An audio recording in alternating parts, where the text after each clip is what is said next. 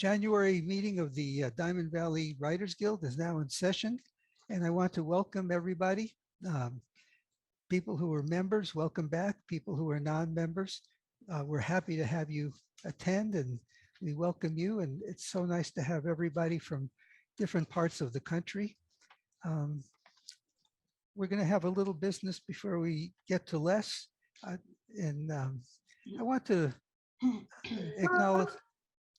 I want to acknowledge some people who've been helpful in working with the Guild and getting things in order for it. I want to acknowledge Jim Hitt, our past president, for his good work for the last couple of years. And Jolynn Beering for the time she's put in as treasurer, and for Karen Robertson for her taking a stab at being secretary, and for Sandy Hubbard for doing our writing tips. So all of that is appreciated. And one of the wonderful things about an organization like ours is it's a volunteer organization. And when people take time away from their writing to help other writers, it's a blessing. And I thank you all for putting in that effort. And I also do want to mention that all the people who serve on the board and as advisors and in the Guild, they're writers, and they write some wonderful stuff. Everybody in our organization.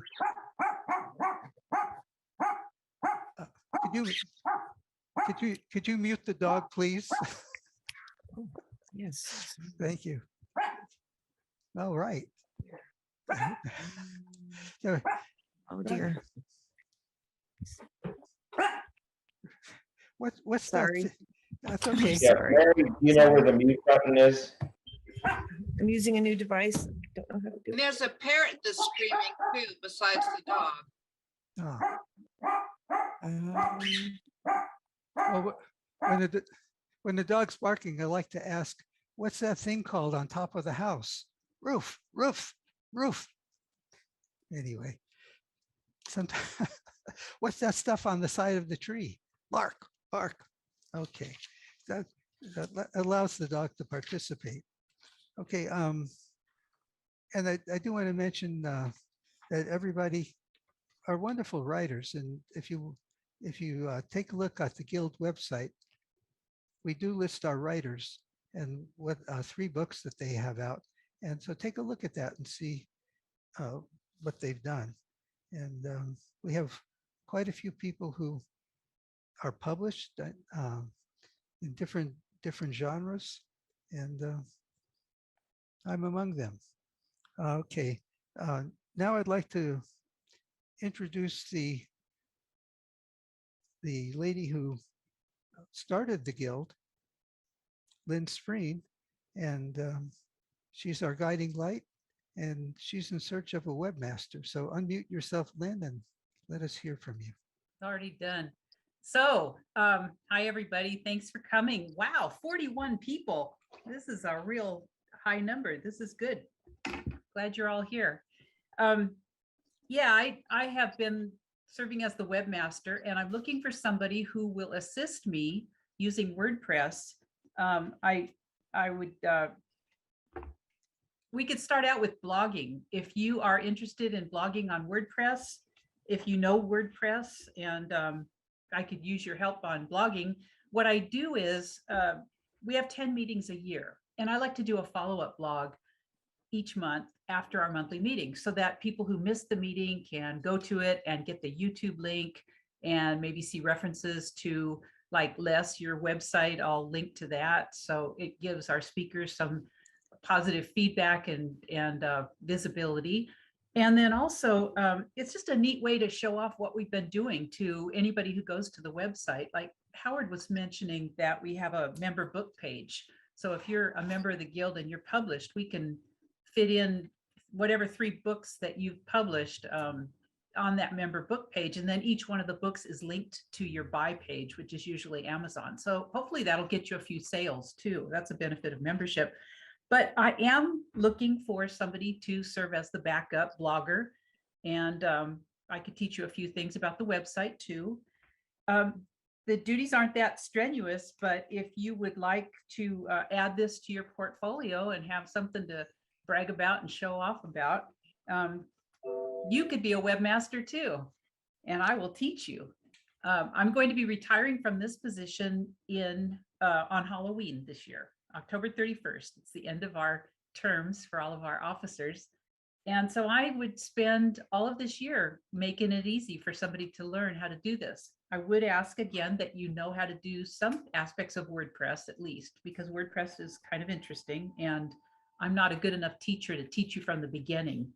But that should encourage you because it isn't all that hard. One of the things that is very helpful if you are an aspiring writer and you're looking to build your platform is that you can put at the end of the blog post, put your picture, a link to your writing, a link to your publicity sites, whatever. And it's a good way to get some attention to your own professional work. So if you're interested in blogging with me after each one of these meetings, let me know. You can contact me at the Guild's Gmail page. It's dvwritersguild@gmail.com. So give me a holler and we can talk. Thanks. Okay, thank you, Lynn.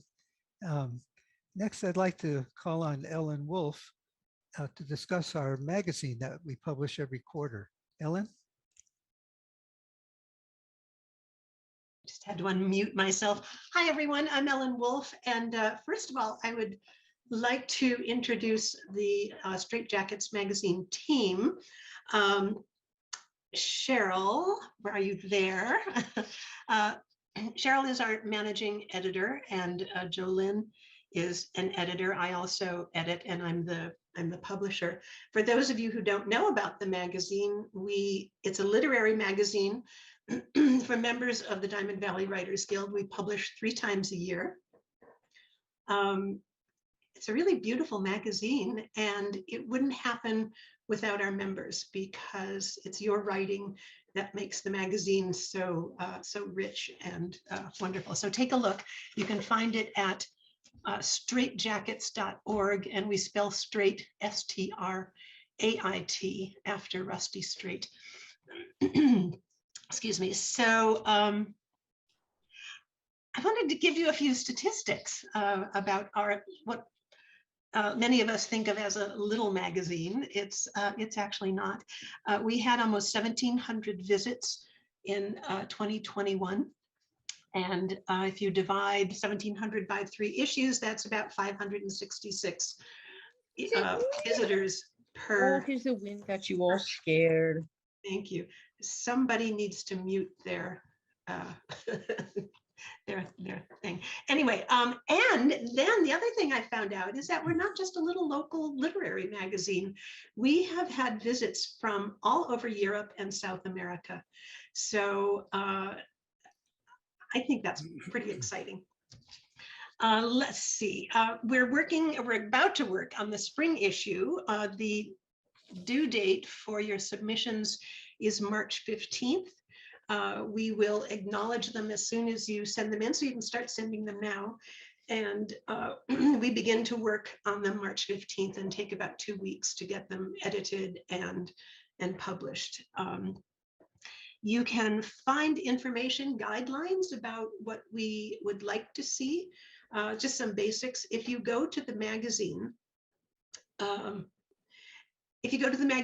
open the table of contents, and up in the left-hand corner, there are 3 little lines. Click on those lines, scroll down to be a contributor, and you'll find information about word count, format, and that sort of thing.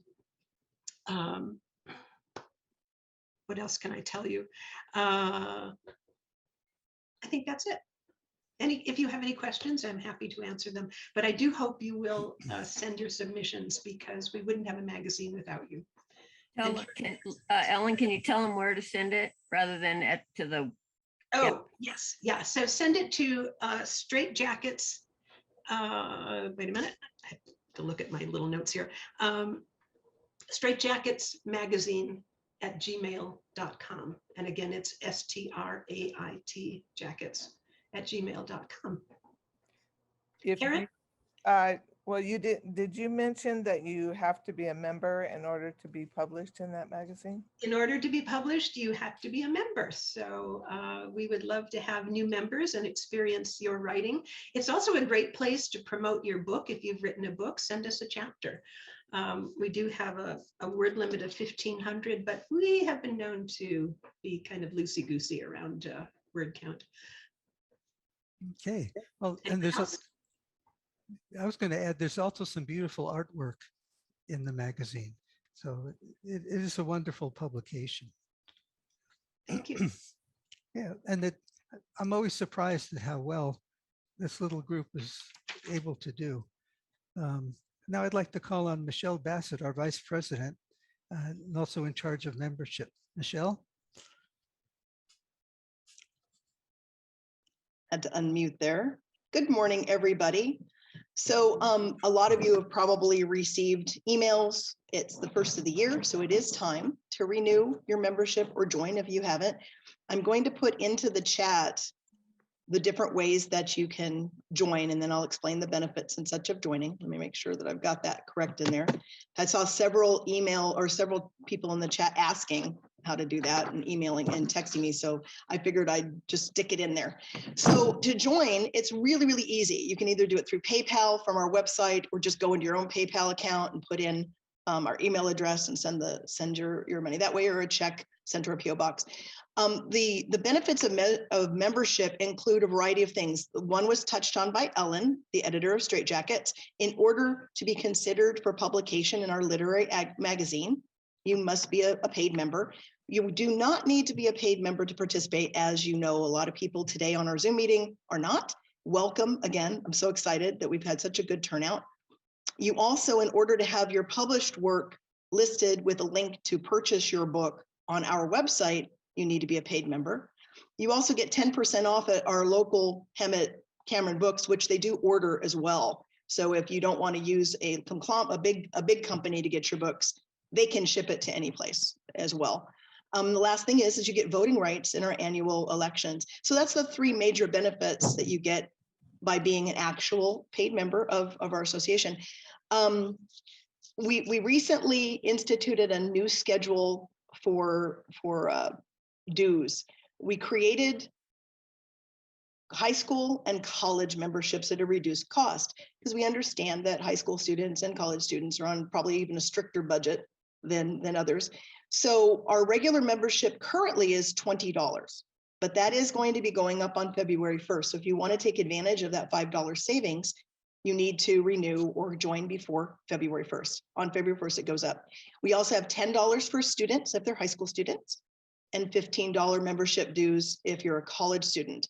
That being said, if there are any high school students currently on this Zoom, which I'm assuming there are, since Mr. Cherlin made attendance part of your curriculum for your creative writing class, if you're a Hemet High School student, could you please message directly Jessica Bruce in the chat and let you know that you were here so she can take your attendance and let Mr. Cherlin know. That's Jessica Bruce. She is an alumni of Hemet High, one of Mr. Cherlin's previous students. So if you could please message her directly so you can get credit for the class. I just put into the chat the information on how to join, and I'm going to put in our guild membership benefits. If you have any questions, you can always email the guild. You can also text or email me directly, chat, whatever we need. We'd love to have you all as members. We have a lot of really exciting things coming up in 2022. Eventually, we will be meeting live again, and we want to keep a Zoom presence for our out of area and perhaps people who are housebound that can't get to a physical meeting. And in order to do that, there will be some equipment purchases coming up in 2022 in order to run a live Zoom in conjunction with a live meeting. So membership is important. Thank you so much. That's it. No, thank you, Michelle. Now, as is our custom, we have everybody who wants to share their writing success in the last 3 or 4 months, and anybody's welcome to do that. And what I would ask though is just to keep it down to one thing because we have so many people. Okay, I see Dan has raised his hand. Dan, unmute yourself. There we go. Yeah, I was happy to see that Vicky completed my cover. She did a wonderful job. The cover for my first novel, which I'm in the process of getting published right now. So it's called Pipeline. It's an action adventure thriller that takes place in the mid-70s. So thank you, Vicky, for your great job. And I'm really happy about that. All right. Anybody else want to share? Yes, Rose. We can't hear you. Unmute yourself. I'm saying sorry and I'm still muted. I'm sorry. I put out a second collection of Claire stories and poems a couple of months ago, and it's called Claire Streaks Through the Autumn of Her Life. My Claire is a clear-eyed, somewhat funny woman and of a certain age. So it's available from Amazon. Wonderful. Thank you. Oh, and I'm going to be doing, if anyone is in Joshua Tree on February 27th, we're doing a book launch in Joshua Tree, and I'll be happy to send you the information or just check my Facebook page. I'll be posting as we get closer to that. Okay, well, thank you for that. Although you did exceed the one item. So. Sorry. Oh, I'm sorry. Okay, anybody else want to share? Yeah, I do. Okay, go ahead, Lynette. Oh, Go ahead, I'm sorry. Lynette. okay. I was published in part of an anthology called Expressions of Grace and Gratitude. So, yeah. Wonderful. Okay, who's the other voice? Dina is has put something into the chat saying, oh, I'm not a member, so I just. Go ahead, say it anyway. Yeah, go Thank ahead. you. I won first on Reedsy prompt contest last week, so Wow, that was fun. wonderful. Yay. Wonderful. Thank you. Okay, Can anybody you else? tell me a little bit about Reedsy? I've thought about applying to it, but I've been writing for a long time, but I haven't been brave enough to put it out there. And I put out a short story that I wrote about one of the shepherds on the night Jesus was born, and a friend liked it so much, she said, could she share it? So that kind of freaked me out because it's less than 1,000 words. And she really, really liked the whole idea of the shepherd that was left behind because someone had to watch the sheep. So Right. my pastor was preaching about 3 years ago, and I was like, yeah, but if they had any kind of business worth having, they're not going to leave the sheep in the care of the angels. So I was like, someone had to stay and guard the sheep. So I wrote it from his point of view, and she really liked it. So I've thought about putting some stuff on places like Reedsy. So do you have just a minute to explain really, really briefly? Absolutely. I mean, it was actually very easy. I'm using an editor through them right now, so I already was familiar with that. But I think it was $5. But they have prompts, so you must be responding to one of their prompts. And one of the things that is good or bad is that they take up to 3,000 words.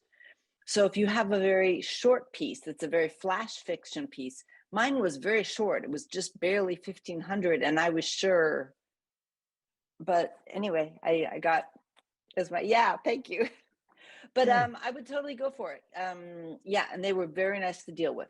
And I got my $250 in PayPal 2 days later. Wonderful. So thank you for sharing. Who else has had a success that they want to talk about? I do. Lynn, go ahead. Me. This book here, my latest one, we did this once before. I entered it into a contest and it won the fiction prize. Wow. So I'm very nice. I'm really excited about it. I've published it in August, and I have about 113 reviews. It's averaging a 4.4 right now on Amazon, and really getting good sales out of it. I'm very excited, but I can't wait to get that medallion and stick it on the front. All right. That's another question I have. How do you get reviews? Well, we can talk about that. That's a whole program by itself. Okay. And Exactly. we sometimes do cover that, in these meetings because everybody wants them. So We occasionally have speakers that cover those types of topics throughout the year too. Yeah. And also I want to mention Ellen's book, Grateful for the Color Blue. Ellen, I, yeah. And she recently gave a talk, and I noticed on Amazon, she's getting some very positive reviews, lots of them. And it's a subject that you wouldn't think is really popular. It's the death of a adult child. And there are plenty of people apparently affected by that. And Ellen has found a spot for this book. It's a very wonderful thing. Thank you, Howard. I will just add that I belong to a Facebook group called Mothers Who Have Lost Their Sons. And I just posted the book and a little blurb about it. And I sold 35 books in a day and a half. Wow. Yay. So it's a good place to market. Look for some Facebook groups. But it's been, I really haven't done much marketing at all, and it's been selling quite nicely. Unfortunately, there are too many moms out there like me. Oh, Can I thank you. just say something else about Ellen's book? Early on when she launched it, we did a YouTube interview together, and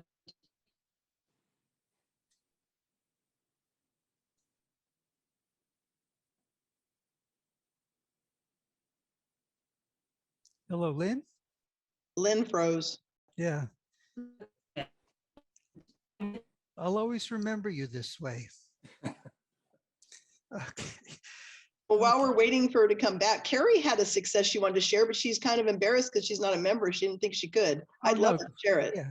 or an email to A friend of mine told me that a lot of kids were losing a lot of people because of COVID. And I had written a story a long time ago. I'm a really devout Christian, and there's something called the fruit of the Spirit. And I always wanted to teach my kids about love and joy and peace and patience and kindness and goodness and faithfulness and self-control. And I had this idea years ago to use bears. But when I was 14, one too many people that summer told me my stories were stupid. So I stopped writing until I was about 42. And then I started writing again because of a catalyst kind of situation that happened. And I was just venting, and it turned into kind of a devotional about this is what I went through and this is what I learned and how I grew as a person and a professional and a Christian, and just it grew into stories. So my husband said, hey, there's a publisher on Facebook. You should send your manuscript. I'm like, yeah, whatever. You know, nobody's going to want a story about a bear that went to heaven. But my friend said, kids are really, really having a hard time about what happens after death. And some people have definite views about that. And I try not to find out about things, because when I do, I develop an opinion, and I'm pretty solid on the opinions that I develop because I take a lot of research to develop that opinion. So I really wasn't going to send this story, but when I did, this one was like, oh, we really love this. We really, really love this. You know, if you ever want to move forward. And then I got a bonus recently because I teach English to kids in China at 3:30 in the morning, which is a whole nother story because I'm a morning person. Yeah. So Okay. Well, let's move on. Thank you for sharing that, Kari. So I'm excited because I've never been accepted by a tradition. I've never applied to a traditional publisher. So do you have a class about that too? Yeah, people do About talk what to about look that. for? Yeah, so a lot of our speakers Well, do talk about some that. of the meetings are recorded, right, Howard? Right. And I think Les is going to touch on that today. So let's move along so we have enough time for him. Anybody else want to share? Okay. Have I missed anybody? Oh, Howard? Greg, go ahead. Yeah, you know, most of us that publish through Amazon, a lot of times you'll go either the paperback route or just the ebook route, whichever you're most comfortable with. They also offer just recently the hardback route. I think they call it casebook or something. So I thought I'd just try it out, this last book that I published. And so I had this rabbit killed by car during Arizona sunset.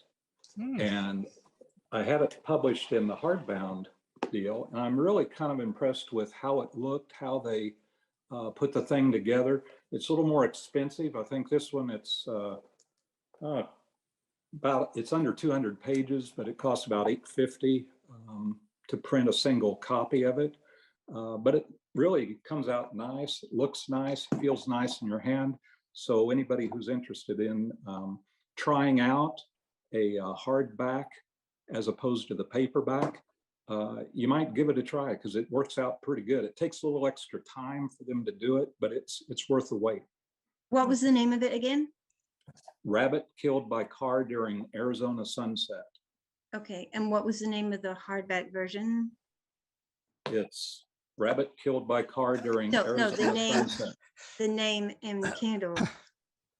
When you go to Amazon, your KDP gives you a choice of doing it in just a paperback, ebook, or the beta version now is in the hardback.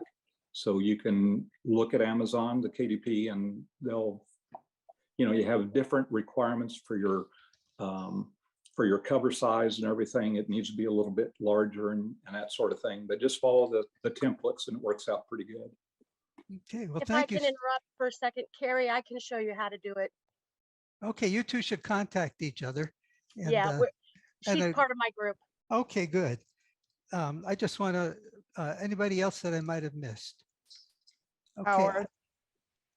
Howard, Lynette just brought it to my attention that I kind of headed up a group that did the NaNoWriMo National Novel Writers Month Challenge in November, where the challenge is to write a novel of 50,000 words.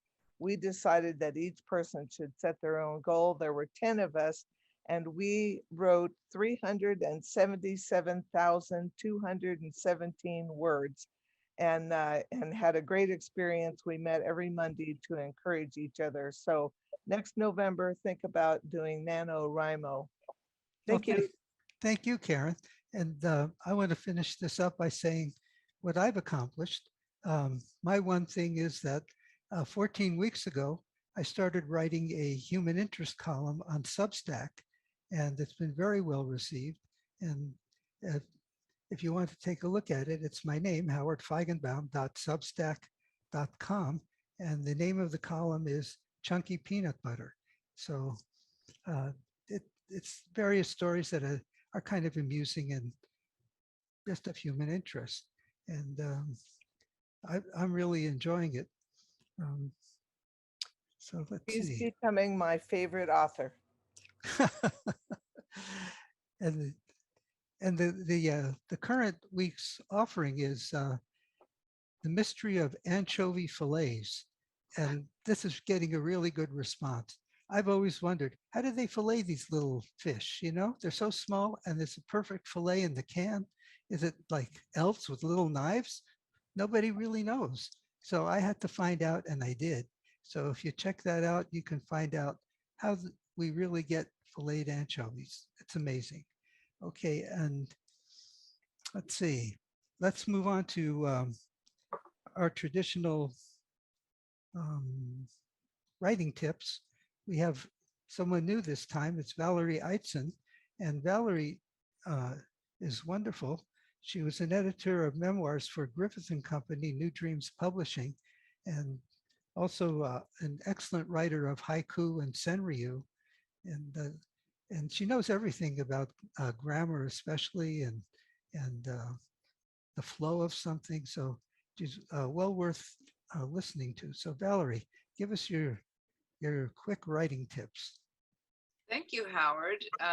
Howard asked me to help the Writers Guild writers out with writing tips on commas.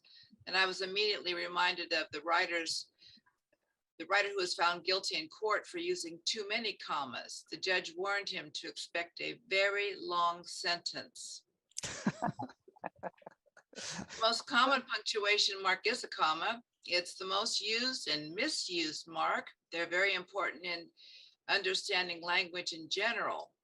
All through school, children have to pass English classes. One would think something as simple as a comma would be easy to master. However, every day I see commas where they should not be, and missing commas where they should be. A comma indicates a pause in a sentence. So if you always read your writings aloud and you pause when you're speaking, you probably need a comma. Note when you pause to take a breath and put a comma right there. Use all those commas to prevent confusion in your writings. And there is an amusing book by Lynn Truss, Truss, called Eats, Shoots, and Leaves, the Zero Tolerance Approach to Punctuation. And I wrote down some of Lynn's examples that are confusing either with or without commas. A panda eats, shoots, and leaves versus a panda eats, shoots, and leaves like a bandit. Slow children crossing versus slow children crossing. Look at that huge hot dog versus look at that huge hot dog. Why don't we get him some water? What is this thing called, honey? What is this thing called, honey? What if you saw this sign at a gas station, and I'm sure we all have, eat here and get gas? You might think the chili was a little spicy. We have 9 problems in editing, 8 or 9 major ones. Use a comma for joining 2 clauses in a compound sentence so they don't run on. Here's an example. The commencement ceremonies were long, comma, and the sun was very hot. The pause with the comma makes it easier to read. Use commas to separate 3 or more words or phrases in a series. The grocer displayed apples, oranges, bananas, and pears. So where I pause after apples, oranges, bananas, you need to put a comma. The English language, you may have noticed, is constantly changing. This would be a good place to talk about the Oxford comma because it comes up all the time. It's a final comma in a list of things. In the previous list of fruits, the comma after bananas is in and then it's out of fashion. Currently, writers are using a comma after every item in a list, including before the word and in a series. The grocer displayed apples, oranges, bananas, and pears. Use of the Oxford comma is stylistic, meaning that some style guides demand its use while others don't. Chicago Manual of Style insists on it, but the AP style, the style guide that Associated Press newspaper reporters use, does not require the use of the Oxford comma. The sentence written before an AP style would look like this: apples, oranges, bananas, and pears. It does seem a little weird, doesn't it? Without that last comma. Always use commas to avoid confusion in sentences. This sentence is wrong. Above the sky grew more threatening. The comma needs to be after above. Above, the sky grew more threatening. And this I'm sure we've seen when we read something on Facebook. I like cooking my family and my pets. It should be, I like cooking, comma, my family, comma, and my pets. So whatever you choose, Oxford or regular commas, just be consistent. Even in Facebook's fiction writing or Writers Unite, I find readers misusing commas. If you have a long sentence, which can be rewritten as 2 sentences, please do not join them with a comma. It's an amusing quote from Lynn Truss, who wrote the book Eats, Shoots, and Leaves. She said, there are people who embrace the Oxford comma and those who don't. And I'll just say this, never get between these people when drink has been taken. People have strong opinions about punctuation. This might be a good time to say when you're quoting someone to put a comma after he said or she said, and then the quote. When you have etc. ending a series, it should be preceded by and followed by a comma. Apples, oranges, bananas, etc. were displayed at the farmer's fair. You actually need 4 commas there after apples, oranges, bananas, and etc. ETC is the abbreviation of etc. ET means and. So don't type apples, oranges, bananas, and etc. And how many times have you seen that? Use a comma to separate measurements. The stage was 4 feet, 6 inches from the floor. That helps when you don't have numbers running together. It helps you see in your mind the stage. When making vertical lists on documents or charts, don't put commas after the items, such as gold, silver, copper, zinc. You just stack them up without the commas. Maybe you've seen poems too, that after every single line, there's a comma, whether it's needed or not. Don't use a comma between two adjectives preceding a noun if the comma destroys the relationship. Here's 3 examples. Huge box-like building. Quaint old mining town. Outstanding military service. None of those phrases need commas. Use a comma to separate the name of a person in his or her title. As in, we are happy to welcome John Smith, PhD, from Harvard. And well, professor, this is the first time I've heard of that idea, comma after well and after professor. And here's my pet peeve, the use of the word but, B-U-T, in compound sentences. The comma goes before but not after it. The example is, she quickly bolted the door, but the intruder came in through the window. Now, how do we use the comma?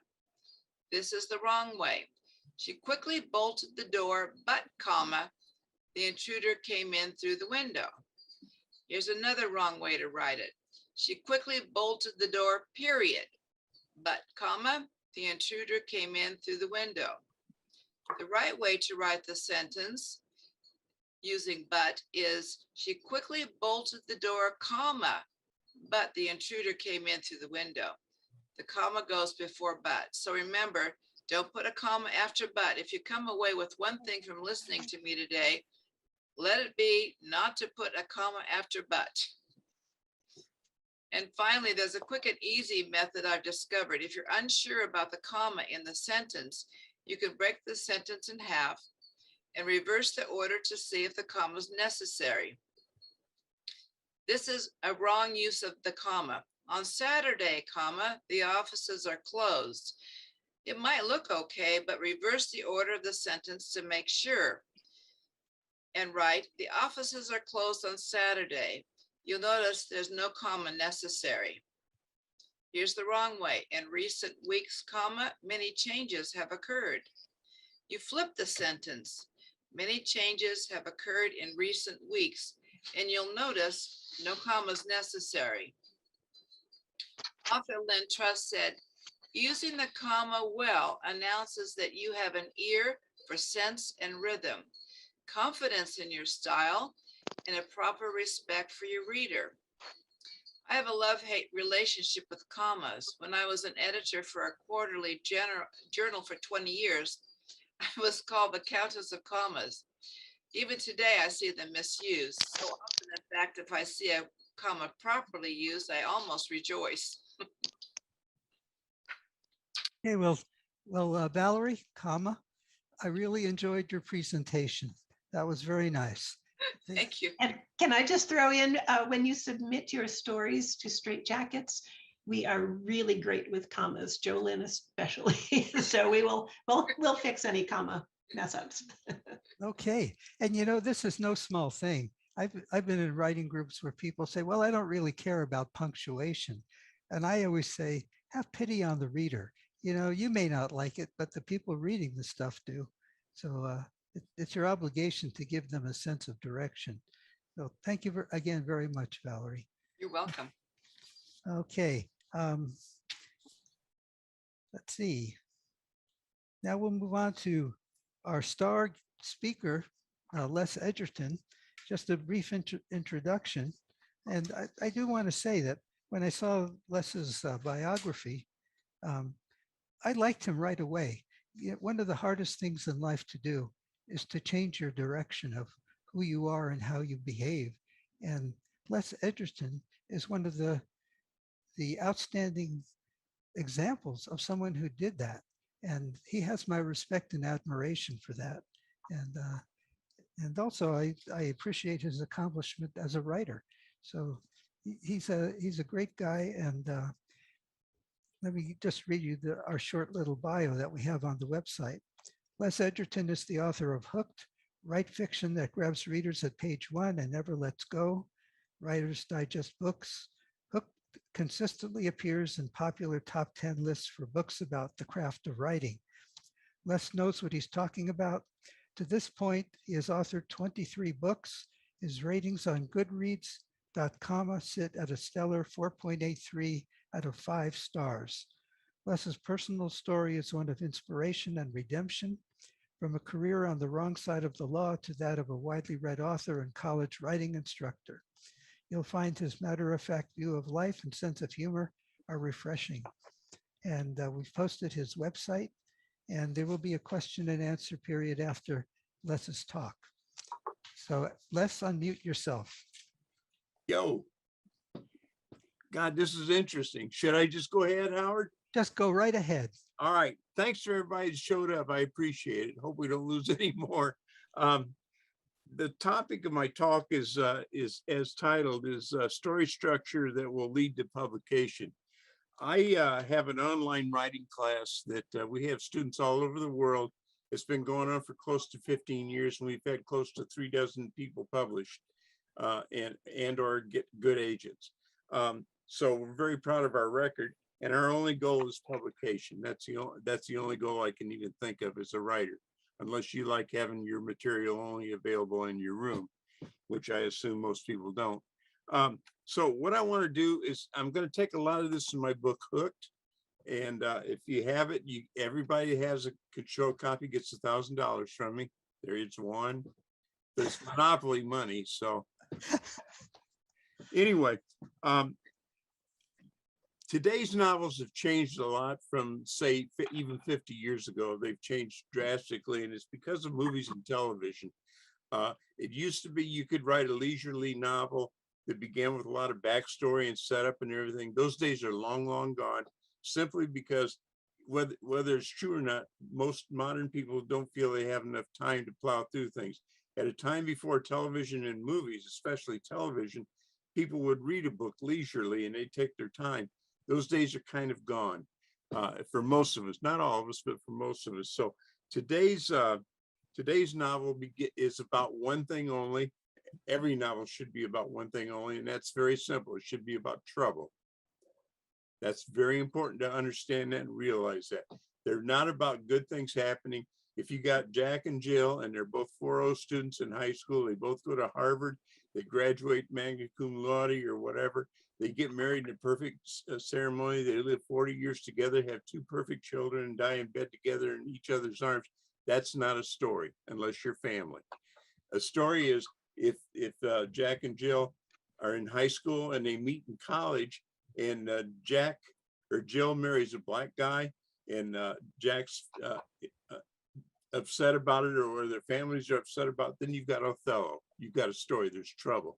So stories, please accept that, because that's the biggest truism there is in writing. Today's novels are about one thing only, and that's trouble. So because of television and movies and our attention spans and what we're willing to forego as far as our pleasures, we're not going to give a lot of time to backstory and setup. And so today's story novels, to have a good chance of publication, need to begin when the story begins. And that's exactly one place, always when the trouble begins. Not 10 seconds before, not 10 years before, no time before. I've heard all kinds of things. People say, well, people won't understand my character unless they know her background. Well, that's baloney. You can't give me a setup that I don't recognize, or that the majority of readers don't recognize. I use the movie Thelma and Louise because I think it's the most perfectly written piece of literature or movie or whatever you want to call it ever written. There's not a single word, not a single scene out of it that's not needed in that story. It's a work of true genius. So I'm going to use that. I hope most of you have seen the movie and you can relate to a lot of what I'm going to tell you. So if you accept that the stories are about trouble and the stories contemporary stories need to begin with the trouble, then they need to begin with what we call the inciting incident. It's whatever happens that creates that trouble for the protagonist. Okay. The definition of the inciting incident is that it's something that happens to the protagonist that creates and or reveals the story problem to him or her. That's it. And every single word in that definition is important. I teach a class online, and that's the first thing students have to learn. After they learn, they have to do an outline to proceed in my class. And our outlines aren't Roman numeral things. They're 5-statement, 15 to 20, 22 word statement. That's it. They're 5 sentences. 1 is describe the inciting incident. 2 is 2, 3, and 4 are the 3 major movements every novel makes, and they all do if you look at them closely. There could be hundreds and dozens or even hundreds of small movements, but there are always 3 major movements. And then the 5th statement is the resolution. And that's it. We don't do Roman numeral, Mrs. Gundy's Roman numeral things with pages and pages of character descriptions and all this crap. 5 statements, and that describes virtually any good novel that you want to describe. Okay, so in Thelma and Louise, how many people here have seen it? Great, quite a few of you. If you haven't seen it, please go see it after this, because I think it may bear out what I'm saying, that it's a perfect movie. You may not like the content, you may not like it as much as for entertainment value, but as a writer, it's the perfect vehicle.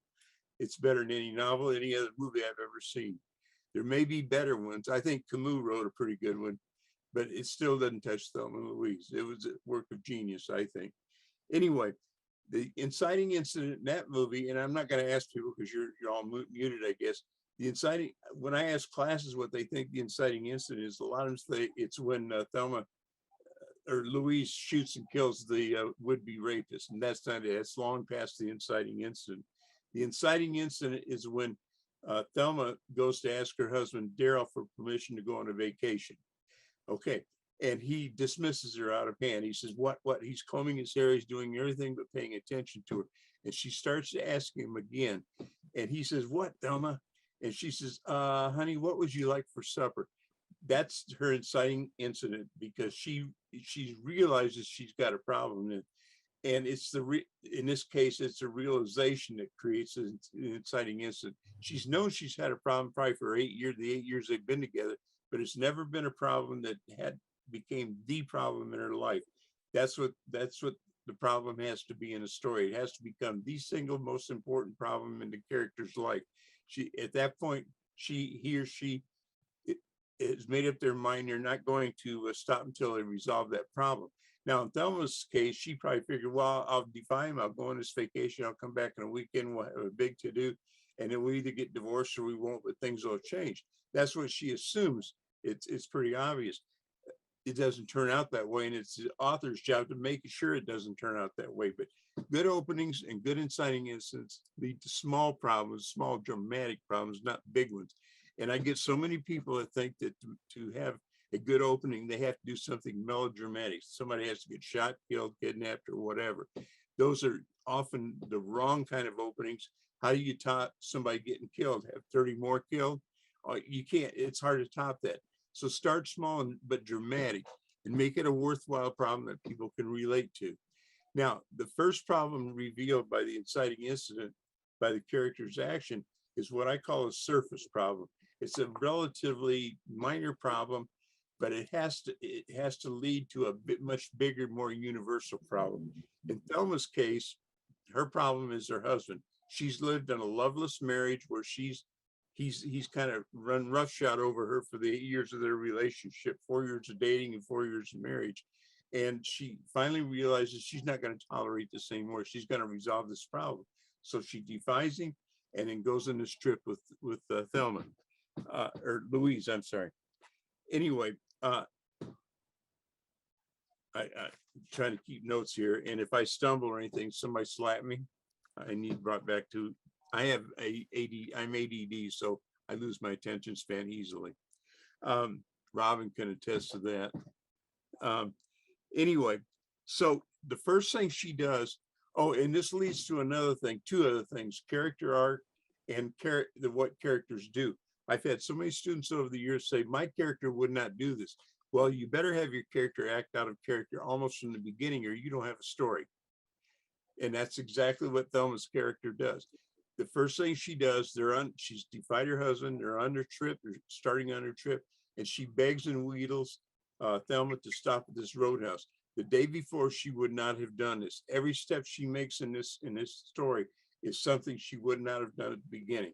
And it's built off the last action. She has the courage to do that because now she's defied her husband. So now she can go to a roadhouse. And it defines her relationship immediately too, because she's seen right away as a child and Thelma's seen as the adult. They're the same age, but it doesn't matter. One's the older mentor type and the other is the child. And they're both going to change. But the only one that really matters is Thelma. She's the protagonist. And it doesn't matter what, this is not a co-protagonist movie. I don't believe in co-protagonists because you're dividing the attention. And Thelma and Louise is definitely not. There's two main characters, women characters, but Thelma is the protagonist and Louise is simply the older mentor type, archetype. Okay, so they start on a trip, and the first thing, and you better have her take proactive actions immediately and all the way throughout your thing. If you have a character that simply wanders from situation to situation, then what you end up with is an episodic novel, and there's no market for those except in your room. Nobody, no legitimate publisher will buy an episodic novel. And if you want to bring up examples like, oh God, what's the one with the knife fight or the sword fight?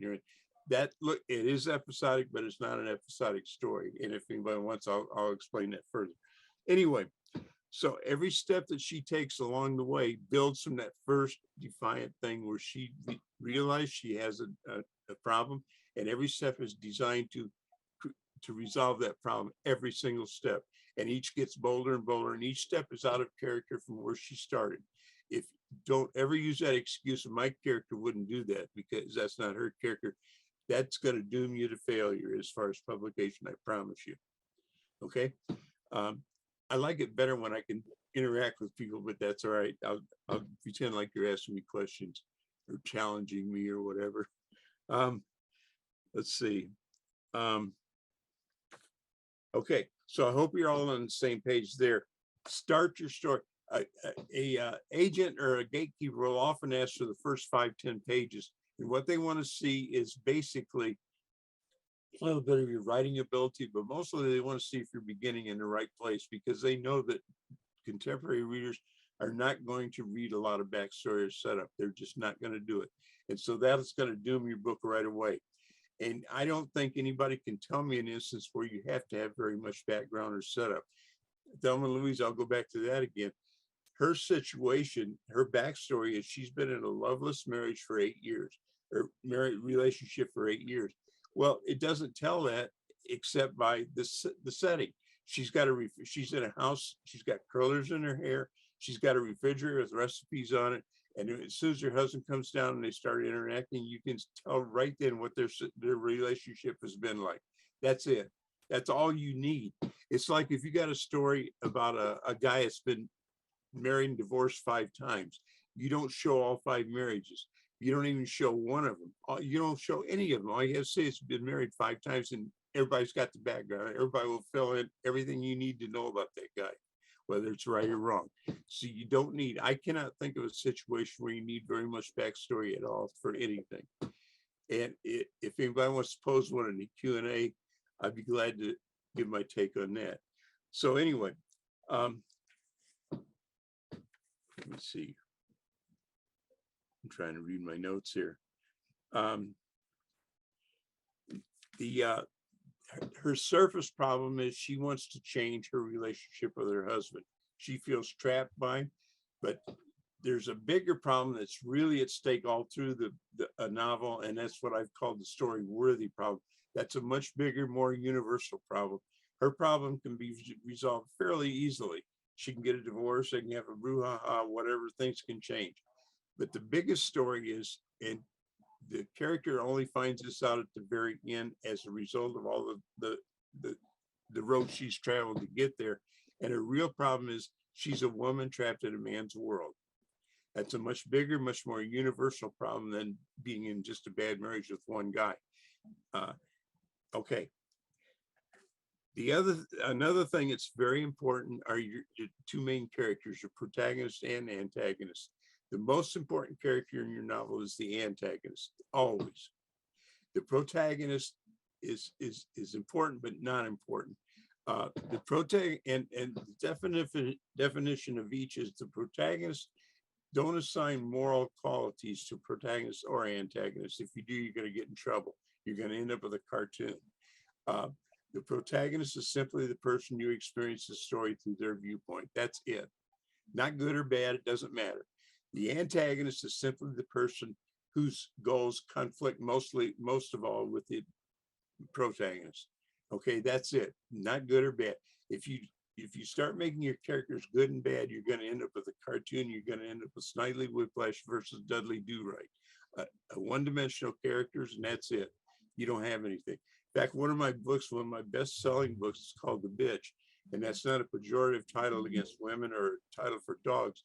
It refers to the 3 strikes and you're out, the habitual criminal statute that gives you life after you've had 3 felony convictions, and everybody refers to it as The Bitch. And I probably should have changed title because people assume it's that.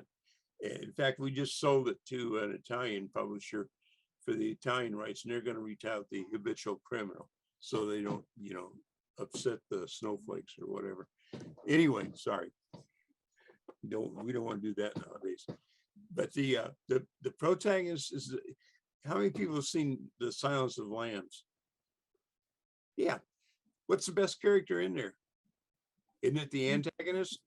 Absolutely. The protagonist, I could barely remember her name. She's bland. She does the same thing. She changes very little. The antagonist is the most interesting character in that, as they are in most books, if you think about it. And in my book, The Bitch, it's about an ex-con that's had 2 strikes, and he's gone straight. He's changed his life, turned his life around. He's gotten married. His wife's expecting a baby. He's getting ready to open his own business. He's turned into a good guy, but it's about him through his point of view. He has an ex-cellmate get out that he owes a favor to. The guy saved his life back in the joint, and he has to do this favor, which is one of his specialties, a burglary. And everything can go wrong, does go wrong. But he's basically a good guy that's forced into a bad situation. So if you're applying more moral qualities to him, he would be the bad guy. Well, he's not. He's a good guy, and he's a protagonist. But it doesn't even matter. He does bad things too. Anyway, that's one of the biggest misconceptions that there are. In writing instruction, there's so many things I call bumper sticker advice. It's like show, don't tell. That it's got to be short enough to fit on a bumper sticker, and that's what makes it wrong. The proper saying should be showboat, but don't tell most of the time. If you don't tell in a novel, what you got is a screenplay. You don't have a novel. There is room for telling. There is room for exposition in a novel. Okay, you just want to be careful you don't have too much. Another one is write what you know. Well, that's BS advice, because if you wrote only what you know, unless you murdered somebody, you probably never write a murder mystery. If you haven't lived in the past or lived in the future, you probably can't write a sci-fi book. There's so many restrictions. Write what you know. It's write what you can convince the reader you know. That's much better advice, but it doesn't fit in a bumper sticker. But I see this stuff crop up all the time in writing groups and writing instruction, writing advice, and they're part of the advice, but they mislead people greatly. Does that make sense? Shake some heads. Okay. But your antagonist is the most important character. In Thelma and Louise, I asked students who they think the antagonist is, and they'll say things like Daryl the husband, or this bad guy, that bad guy. The antagonist is Hal the cop. He's the nicest guy in there. All he's trying to do is help Thelma and Louise avoid jail at first. But he's not a bad guy at all. There's nothing bad about the guy. So if you applied that morality thing, good protagonist, bad antagonist, he wouldn't fit it. But their goal is to escape capture. His goal is to capture him for their own good. but he's a true antagonist.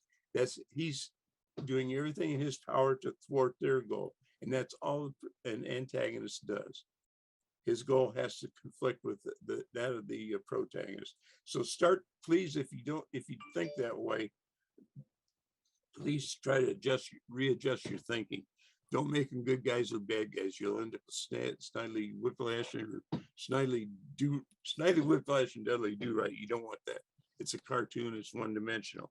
It's not going to sell, except it's only going to be available in your room. Okay.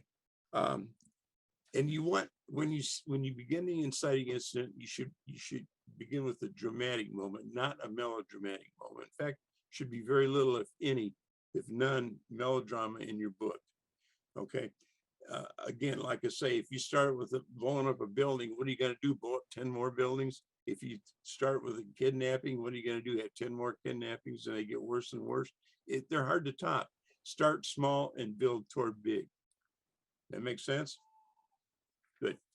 Okay. Some other things I'm going to throw in. If you want to achieve bestseller, which most people do, one of the keys is to have at least 6 to 8 water cooler moments in your novel. Now, does anybody know what a water cooler moment is? Okay, water cooler moments, some do, some don't. It used to be in offices, they'd have water coolers, and when office workers went on break, they would gather by the water cooler and they would exchange stories. Okay, one time people were gathered at the water cooler and this guy says, "You've got to see this movie I just saw last night." This guy come out with a turban and a scimitar, a sword, and he's swaying, doing all this fancy stuff all around to the guy he's chasing. And finally the guy shakes his head, pulls out a gun and shoots him. Okay, that's a water cooler moment. That's what sells the movie. That's what sells the book. You want at least 6 to 8 of those in your book and plan for them. Make them big deals. Big dealize certain things, dramatic moments like that. Because that's what sells books. And that's what books are sold more by word of mouth than any amount of advertising. Promise you. Okay. That's just a tip. Another tip I'll give you on, and I go through I give this to my class all the time, and I think it's worth the price of the class itself. Just as one piece of advice: do not end chapters the way you were taught to. If you end, most people, and I've had agents tell me this. I've had agents try to change my students' work. They said, "No, you shouldn't do this. This is not what we taught in PS 101." They end it when a scene ends or something major has been resolved. The worst place you can ever end a chapter. End every chapter right before the scene is resolved. I don't care if you have one more sentence to go. Do not end it there, because most people, look at how most people read. Most people read at night to get sleepy, to go to sleep. You don't want readers to go to sleep. You want them up all night cursing you out.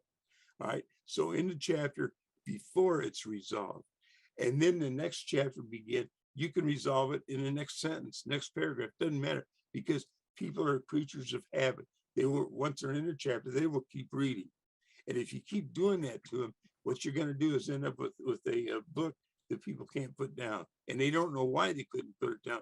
I read a book, and this is a good book to look for good books to inform your writing, called Montana 1948 by Thomas Watson. I read the entire book. It's a little book, and I could not put it down. And I meant to read a few minutes and then go to sleep. When I got to the very end of it, it won the Milkweed Award. The guy that chose it for the Milkweed Award said the exact same thing. He says, "I was just going to read this before I go to bed. I could not put it down until I finished it." And so I use that for a model. I go back. I'm doing it right now. I'm writing a new book, and I'm using that for a model. I want to see how he achieved that. Why couldn't I put that down? It's a very quiet little book, but it's brilliant. So don't end chapters where they teach you to in PS 101. Those are the wrong places to end chapters. If you want to have a sleeper, that's where you end your chapters. I hope everybody here does, because I don't want the competition. Okay. So that's a piece of advice I think is worth the price of admission alone right there, because you won't hear I don't think you'll hear that very many places. Okay. You got to look at who your gatekeepers are, who the agents are, who the editors are. And not to be sexist, but the majority of editors and agents are young women that come from the East Coast colleges. The elite East Coast colleges. And what happens? A bright young lady, their parents will send her to Vassar or wherever, and they'll pay for her education, and then they'll subsidize her if she gets a career. It doesn't pay much. If she goes into editing, publishing, or being a agent or whatever, they will subsidize that. The boy in the family, they don't. He goes to Wall Street and he better make money because they're not going to subsidize him. That's why there are women. And I'm not trying to be sexist or anything. It's just kind of a fact of life. And so that's who's going to read your book, basically. And the way you get ahead as an agent or as an editor is they send you to the slush room and you dig through piles and piles of books they didn't ask for. And if you find one that works, that you think will sell, you take it to your boss. And if it sells, then you get promoted. And that's basically how promotion works. You have to look at the education of these people. They're 22-year-old recent grads for the most part. They've gone to Vassar or wherever, doesn't matter. Bryn Mawr, wherever. And they've read the classics. They've read books that are old that wouldn't get published today in their present form, for the most part. That's what they're picking your book on. After they've been in it a while and gotten weeded out, and they've weeded out all the dreck and everything, they get down to the real people who understand books and the public in reading taste, and they're the ones that stick. But when they first start out, that's who's mostly going to see your book unless you've already got a good agent. So you don't want to depend on those people to judge your book, whether it's publishable or not. So you have to excuse me while I pause once in a while. I have ADD. I also have COPD, and I'm a wreck. I'm 78 and I look 178 and feel 278. So sometimes I have to gather my thoughts. I hope you'll bear with me. It sucks getting old, trust me. Nobody here wants to do that. Try to avoid it. Let's see. I have a question for you. Who's that? Okay. Valerie, I didn't understand about the chapter ending. Could you give an example? I can't off the top of my head, except in any of my books. It's when, let's say you've got a scene that's building up. Say somebody's chasing somebody and they've gone through all kinds of stuff and they're barely one step ahead of the bad guys or whatever, whoever. The way they teach writing in public schools or wherever, colleges, MFA programs and everything, is once he catches them and she diffuses the situation or whatever happens, that's the end of that chapter. That's the wrong place to end the chapter. End it while he's still after, about to catch her. Nobody will put that book down then at that point. People are trained all their lives to read books that end in so-called logical places. The scene's over. Do not. Okay, so I'm getting the feeling that you need an actual hook at the end to keep your reader reading. Right. Well, the hook is basically you haven't resolved it yet, and they're if you've written it cleverly, they're going to be very interested in the outcome of that scene, right? Right. So you're not going to solve the problem. You're going to leave it up in the air, correct? And so, well, you just stop it in media res. You just end it right there. They have to go in the next chapter to see what's going to happen. Now, you can either drag that out a little while in the next chapter, you can end it immediately. It doesn't matter because the way people are trained to read books, the way they've been reading books all their life, because most people don't teach this, so most books are not written this way. Most bestsellers are, whether by accident or on purpose. They don't end the chapters there. They make the reader get into the next chapter. Once you're into a new chapter, you're not going to put it down till you reach the end of that chapter. You just keep that going. That's the biggest piece of advice I can give anybody. And I shouldn't do it. I should keep that under my hat. I like you guys. So thank you, Les. I'm serious. Try it if you haven't done that before. And look, always look at writing as a writer. Look at books as a writer, not as a reader. And look, if something affects you, you find yourself going to the next chapter when you know you meant to go to sleep a half hour ago. Find out why you keep reading. Figure out what that writer did. That's how you teach yourself.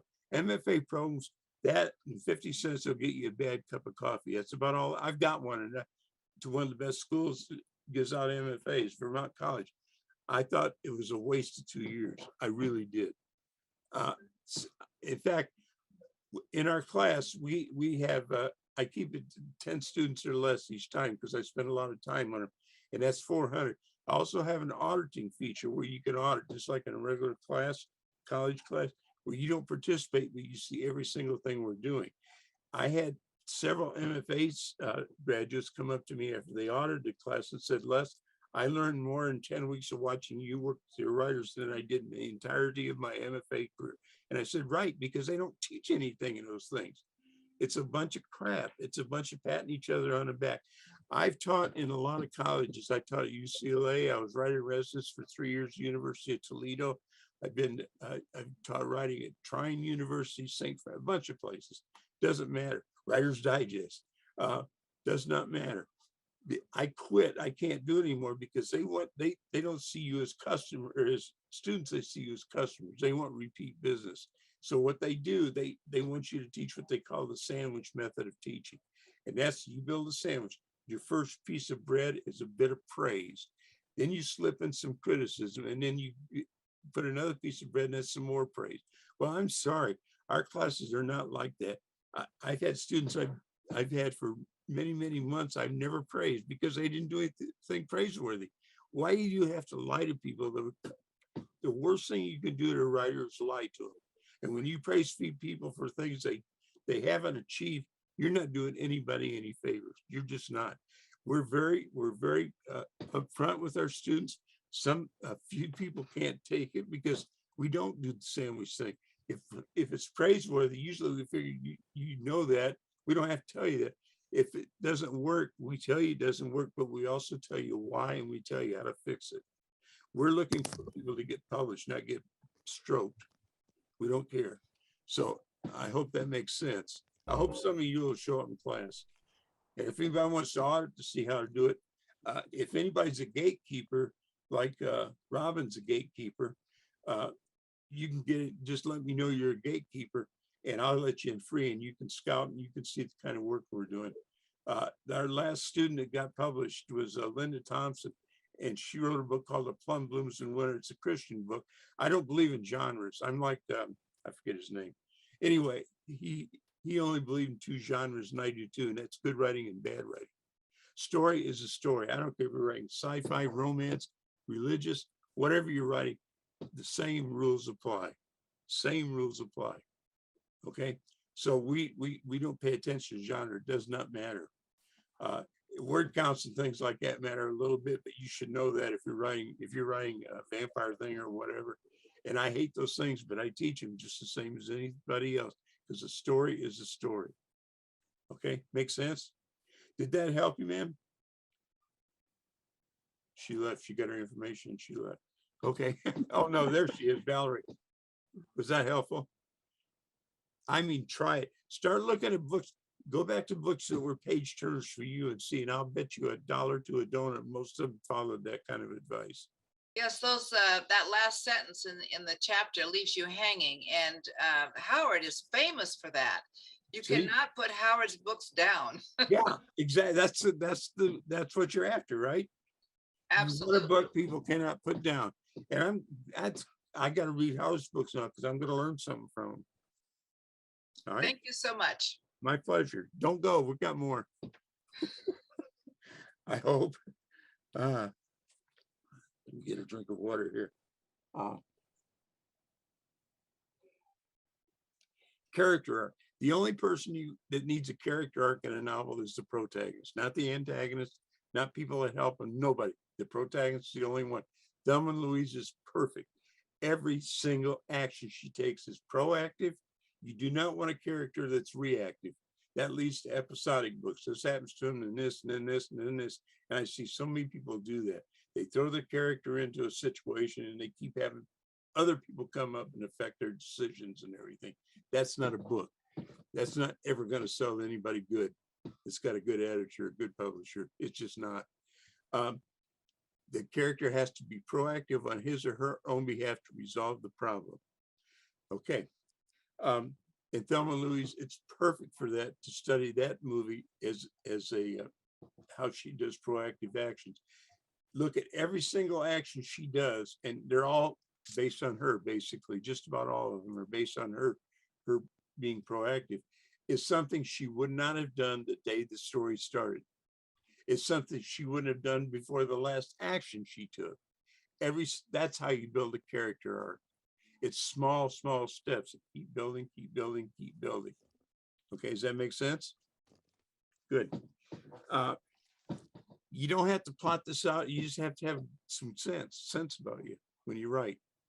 Okay. Make your character proactive. Don't ever use that excuse. So my character wouldn't do that. Well, if she wouldn't do that, I'd get rid of her ass. She better go out of character, or you're not going to have a book that anybody's going to want to pay money for. And that's what we all want, I hope. Okay. Pacing is important. I always look for models of pacing. Has anybody read Octavia Butler's Beloved? That's Octavia Butler she's a Black sci-fi writer. I don't know, I think she's still alive. She wrote a book called Beloved. I think that's the book I'm thinking of, where it's sci-fi, but she's a Black woman that's in real life. In the book, she's married to a white stockbroker and they live in San Francisco. Okay, something happens and she gets sent back to slave days and she's a slave. And she has no control of it. She doesn't know how it happens or anything. And the thing is, she's got to take care of this obnoxious little boy. That's her job as a slave. And she hates this kid. This kid hates her. He's a racist. He's the worst little kid you could ever imagine. And for some reason, she gets transported back to the present. This happens throughout the book. It's a brilliantly written book, but the pacing is what I take from this book. As it gets closer to the end, everything speeds up, and it's worth studying just for that thing, because it becomes a book you cannot put down at the end. And if you look at it, which I have studied very closely. Whoa, Bless you. I just had a heart attack. Martha, I'm coming to meet you. Anyway. Can Cindy and Howard both mute? Because you guys keep coming in. It's okay. It's just scary. I thought it was a jealous husband. I'm sorry. Had my days with those. Where was I? I forgot now. Oh, the chapters get shorter, the sentences get shorter, the words get short. It's physical things like that that influence pacing.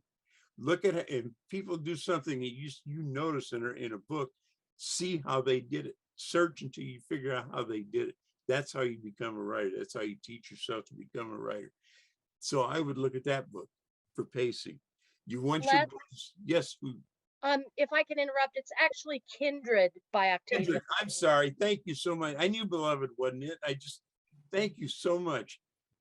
She's Robin aware. She said she's always the smartest person in the room. I've appeared. She runs a library in South Carolina, North Carolina. I get them mixed up. South Carolina, I think. Charlotte, is that South Carolina? That's North. Raleigh, North Carolina. Oh, okay. Anyway, she's brilliant. She really is. And is Carrie here?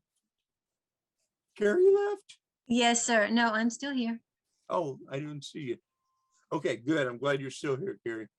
They have the best barbecue in the world. If you're even better in Texas, and that's saying something. Trust me. Anyway, thanks, Robin. Yeah, Kindred. I'm so glad you're here. Librarians know everything. Anyway, chapter endings. Know who your competition is.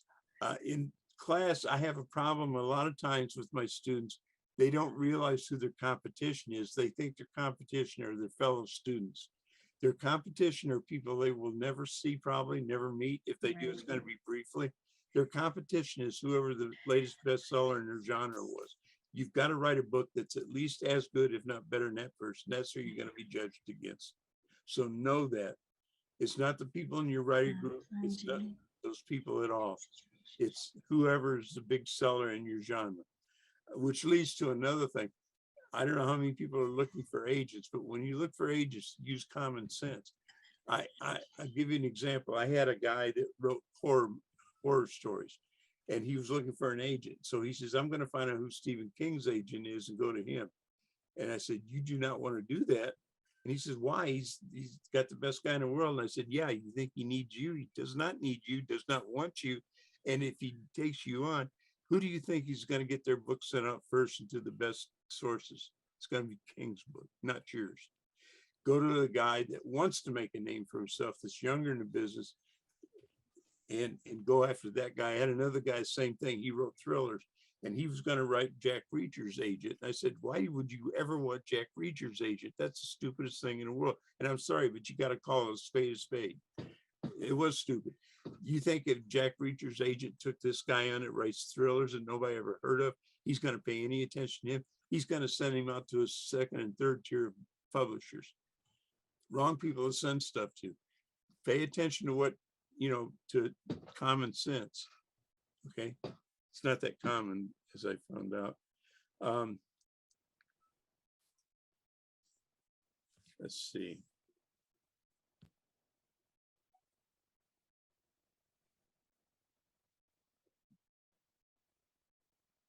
Okay. The way a story structure works is you've got your opening, it gives us the character a problem. That problem better be front and center on every single page. She doesn't have to name the problem or articulate the problem, but everything she does has to be aimed at resolving that problem, everything. If she can let it go for 10 minutes, it's not a problem. It hasn't achieved the status of a problem. Has to be important. It has to be the most important thing in her life.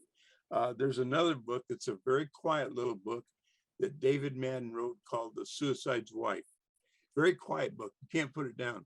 What it's about is it's hard to write a synopsis to entice an agent to take this book on because it's about a woman whose husband dies and she's trying to get her driver's license. Sounds exciting, doesn't it? Doesn't sound exciting, but I guarantee you it is. It's a page turn. The reason is her husband has done everything for her in her life. He thought he was doing the right things for her all the time. He wouldn't let her shop. He wouldn't let her work. He did everything for her. So when he died unexpectedly, and they don't know if it's suicide or murder, that's part of the mystery. That's a story question. I'll get into those in a minute. But she tries to get her driver's license. Well, there's a cop at the driver's bureau, takes a dislike to her. He does everything in his power to keep her from getting that license. And that's what the book is about. She's got what starts out as a small problem, keeps getting bigger and bigger because she can't get it. And if she doesn't have a driver's license, she can't go look for a job. She can't even go shopping without that driver's license. Look to books like that and say, what's their power? What are they doing that makes a quiet little subject like this so powerful?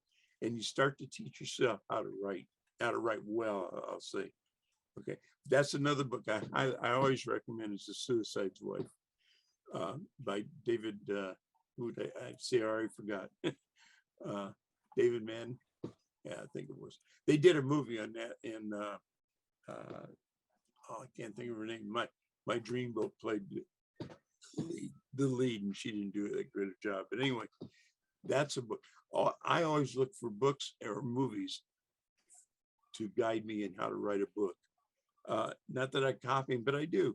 If something's good, copy it. You don't copy it verbatim. You copy what they did. You copy the technique. Picasso said, good artists don't borrow, they steal. And it's true. I've got that on my blog. It says, good writer, Pablo Picasso, good writers borrow, no stealing. I've got Pablo Picasso crossed out my name in there. So there you go. Let me see.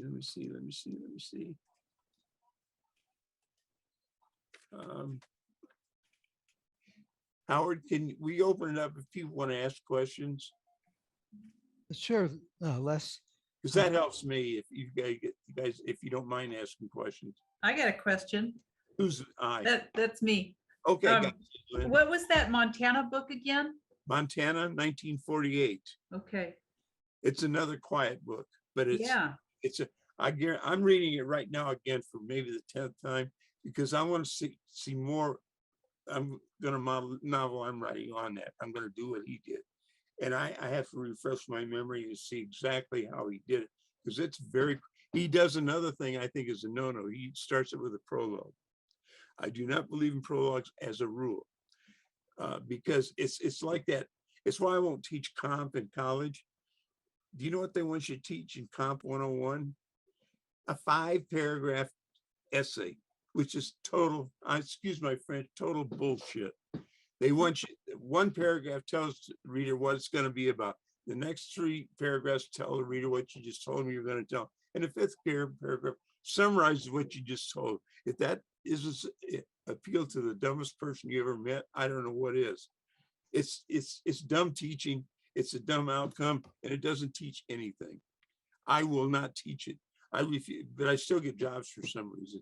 I teach my own way. But that's what I don't even know why I came up with that example, but that's what. But anyway. you said, I'm sorry, me again. You Yeah. said that Montana 1948 is good because it teaches you how to not be able to put a book down. And Yeah. then you said A Suicide's Wife is good because it helps you see how a little problem is front and center in each scene, and a little problem becomes something really compelling. Yeah, Okay. exactly. Okay. And Montana 1948 is by Larry Watson. Okay. He's got other books that are okay, but nothing like that one. Okay. Great. Daniel put the link to the book in the chat and I just reposted it. Yeah. Excellent. Oh, okay, Thanks. cool. Yeah, we're trying to go ahead and put links to everything Les is Okay. referring to as much as we can. Yeah, that's been helpful. Well, if you want this one, then. Les, could you say more about water cooler moments? You said you need to have Yeah. 6 to 8 water cooler moments. 6 to 8. If you look at all bestsellers, almost all bestsellers, they'll have at least 6 to 8 water cooler moments. Right. And more about what they are. Okay, there's something outstanding in the book. It's a twist. It's something that you weren't expecting when you read it, but it affected you emotionally. You will go to work the next day and you'll tell your coworkers about it. That's a water cooler moment. It comes from when we used to have water coolers in offices, and on breaks people would gather and they would talk about things like that. You got to see this movie. You got to read this book. That we don't have water coolers anymore, but that's still the term they're referred to as. And which book had that? Was that Kindred or which one? That was the example I mentioned was the one that was made into a movie, Indiana Jones. Okay. Which some people think is a episodic movie, and it is, but it isn't. It is because I forget the producer, very famous producer, did is he paid it as an homage to the serial writers that used to write serials and movies. When I was a kid, which is way before dinosaurs went on the endangered list, we'd go to the movie on Saturday and they'd have 2 features, a short, a newsreel, and a serial. My favorite was Lana, Queen of the Jungle. And they would, I think, had 12-minute, 15-minute segments, and it would be a totally enclosed scene. Lana, or the Queen, Shiva, Queen of the Jungle, that's what it was. And she would be swinging through the vines in the jungle, and the lion would threaten her, some come down to where she almost escaped, but she didn't, and it would end there. Exactly how I'm suggesting do chapter endings. It would never be resolved. You have to come back the next week to see if she escaped the lion. That's where I got the idea. I said, man, this worked like great. So that's the way that that's the way Spielberg structured it, but it's not an episodic movie because there is an overriding, as everything that a good novel should have in that, even though it wasn't a novel to begin with, because Indiana Jones has an inciting incident when he realizes there's a scene at the beginning where he realizes his father does not respect him. They're both archaeologists, but his father dismisses him out of hand. And so the whole movie is him trying to resolve his problem of gaining his father's respect. Even though on the surface it's episodic, it's really not an episodic story. It is, but does that make sense? Mm-hmm. Yeah. But there, almost everything there's a water cooler moment in it. I still watch TV series where they're talking about scenes where the Rock rolling down the hill, all that stuff, the sword fight where he pulls out a gun and shoots. It's got a ton of water cooler moments in there. That's the reason it was so popular. Cheers, the series Cheers. Does anybody know what made that popular? There were 2 brothers and another guy. I forget the names now. I'm bad. My memory's gone. But anyway, they created that and it was a huge success. And the reason was, in an interview, they revealed why it was. There's supposedly 7 or 8 forms of humor. They use an instance of every single form of humor in every episode. There's slapstick, there's pun, there's all, name them all. There's at least one example of every form of humor in every single episode. So it appealed, on some level, it appealed to every single viewer. I have a question, Les. Yes. Is it better for a writer to write something that he's interested in, the subject he likes, or is it better to look at what's selling and adapt to Ooh, writing? good question. Okay, I only have my answer. I used to write magazine articles. I wrote hundreds of them. I made a lot of money. Wasn't very interesting. I quit. Today, my advice to anybody who wants to write is write the book you want to read, but nobody has written, so you have to write it to read it. That's the only reason I write a book. I don't care about the audience. I don't think about that or anything. I write a book I want to read because nobody's. I usually write 2 or 3 novels, sometimes more at a time. I'm ADD, so it's a blessing for a writer because when I get bored with something, I just close that file and pull up another one and I'm off to the races. I don't have any downtime. Okay, so ADD is a blessing. If you got it, you're lucky. You're a born writer. Is that you, Robin? Yeah, I had a question about, you were talking earlier about your 5-point outline that you have your class do. Can you talk a little bit more about that? Sure. Good, good. There's 5 sentences. That's it. It's very short. The reason I came up with this for class purposes, for one thing, I've seen so many writers start a novel and it usually peters out around page 60 to 80. It's because they don't have a map. If I'm going to drive to Adak, Alaska, I've never been there. I know generally it's kind of north and west, but if I don't have a map, I'm going to waste a lot of gas and a lot of time. So this is a way I know right away if the writer's on the right track. That they have their first statement has to be the inciting incident, a brief description of the inciting incident. Okay, if that, first of all, I have to approve the outline, and then I have to approve the first week. New writers can only submit up to 5 pages. I will know within 2 pages if they got the inciting incident, if they're starting right. So if it doesn't matter, if they start with a bunch of backstory, don't even get their inciting incident, it's time to throw it in the trash bucket, take it out in the backyard and bury it so deep you can never find it again. Now start the story where you said you were going to start. We save a lot of time. I'll give you an example. I have had a student called Megan Beaumont. Look her up if you want to. She's got dozens of books out now. She started my class. I started teaching this class at Phoenix College, not Phoenix University, but Phoenix College, the real school. And it was a 12-week course. She went 10 weeks and I would not, they call it inciting incident hell. My students have named it. I wouldn't let her out of it because she kept starting in the wrong place. She would not start where she indicated the story started, which made sense. So finally she got it. I passed her. She's got the record, but I've had people go 5-6 weeks in a 10-week course and not get, they're not going to go any farther because it's going to peter out if they don't. If they don't nail the inciting incident and don't start with that and base everything off of that, it's just not going to work. I know it's not going to work.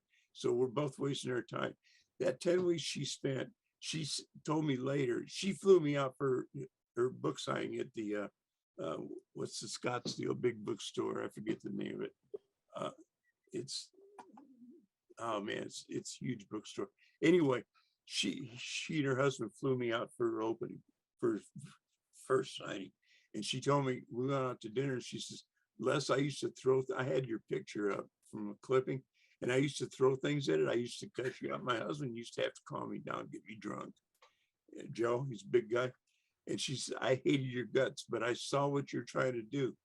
And she said, when she did it, now she writes everything. She writes thrillers, noir, romance, everything. She's winning awards like left and right. But she would. What was her last name, Les? Beaumont.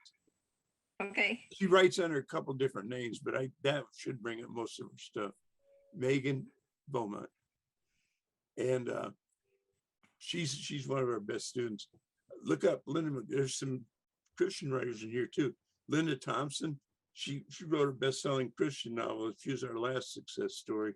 that's winning all kinds of awards and everything. We take everybody, I don't care. But anyway, okay, the first sentence has to describe the inciting incident. Okay, now when we're doing our count, it's from say roughly 15 to 22 words for the entire outline. We don't count articles like the and that, and we don't count proper names in that. Just the action word, the nouns and the verbs. Okay, the second through fourth sentence are the three major movements that a story makes. Thelma and Louise, the first big thing that happens is Louise shoots and kills the would-be rapist. Okay, after the inciting incident. That's the first. That's what I tell our students. That's when you got to put yeast in your book and make it rise. Up to that point, Thelma and Louise were just defying her husband. They were just having a good time. The guy tried to rape her, but everything he did was based on what she did to entice him out. She didn't even realize it out in the parking lot. Okay, that sets him on another course. The writer, Callie Corey, just put yeast in the problem and blew it up. And that's what the writer has to do. That's why you can't have your characters act according to their character. They have to act out of character, or it's not going to work. I promise you it won't work. You'll be stuck at page 60 to 80 if that's the way you're going to write a book. How many people have had books like that are unfinished novels? I've had a bunch of them. So, I just wanted to say, my second book, I threw away the first 5 chapters because I realized that it was all fluff before that. Who's talking? That's me, Lynn, right here. Oh, gotcha. Anyway, I wanted to ask you, so the 3 major movements, so Louise shoots the rapist, and then kind of like in a sense, what would the other 2? No, there was probably a dozen small moves before that, at least. Okay, yeah, sure. So we're counting the 3 major turns in a novel. Okay. And almost always 3. Almost always. You can always identify 3 major ones. Okay. I'm trying to So if you're talking about plot points. where a major change came, a major change in the novel. Okay. And you're going to have those in a good novel. If it's even all the way and there's no ups and downs, you don't have a novel. You got, I don't know what you got. It's not sellable, I don't think. Okay. God, I can't get out of this screen because I've got those things written out. I'm just trying to remember them now. It's a little hard. That's an example of one major move. Oh, the second one and the biggest one is when she has sex with JT. Brad Pitt. Remember that? Okay, the reason that's the most important scene in the novel, not because of the sex, and this also illustrates why there's no co-protagonists in there. They both the ladies have sex with their boyfriends or with a guy, right? Same time. They don't show Louise's, do they? She's not the protagonist. She's not a co-protagonist. It's not important. What's important is that scene with Thelma and JT. And what happens, and a whole bunch of things happen in that scene. If you recall it, they sweep the little miniature whiskey bottles off the table. Okay, that's getting rid of her childhood. Before that, she always drank miniatures. That's what kids do, not adults. Okay. After that, she switched to regular. There's so many things going on in this scene. They have sex. The main thing is he treats her as an equal adult in that. And even though we don't see her and her husband Daryl having sex, you can pretty well guess what their sex life's like. It's like high school shit where he's doing her in the backseat of the car. Wham, bam, thank you, man. It's over in 5 minutes. Okay, that's for the first time in her life, she's been treated as an adult by another adult. That transforms her into an adult. That's a very important scene. And that's why they don't show Louise's scene, sex scene too, with Madison, because it's not important. What's important is what Thelma does. Thelma is the protagonist. And the third scene is actually the scene that reveals the story-worthy problem to her. It's almost always the last scene. And that's when they've got the whole military behind them. They're on the edge of the Grand Canyon. And that's the third turning point of the thing, because they could give up. And a lot of viewers that were not very bright wanted them to give up, go to prison for 8 years, get out, marry, find a nice guy and get married. And that kind of crap. But Callie Corey is a brilliant writer. I mean, she is flat out, that's the best written movie, novel, anything I've ever seen. I've read thousands and thousands of books. I've never seen anything like this. Every single scene. The only thing that Ridley Scott, the director, changed was one word, and he changed it for the worse. They used her script totally all the way through it, and the word he changed at the very beginning, they're on the phone with an interchange. And Louise says, "I'll see you later, little housewife." Well, that is not what Callie Corey, the screenwriter, wrote. She wrote, "I'll see you later, little sister." And Ridley didn't give the viewer enough credit for their intelligence. He figured the viewers would think they were literally sisters. Well, no, they wouldn't. Viewers are a little smarter than that. They knew they weren't sisters, but he changed it, and he changed it for the worse. If he'd left that alone, it would have been a perfect movie. The only flaw in that movie I can ever find is what Ridley Scott changed. And it was only one word.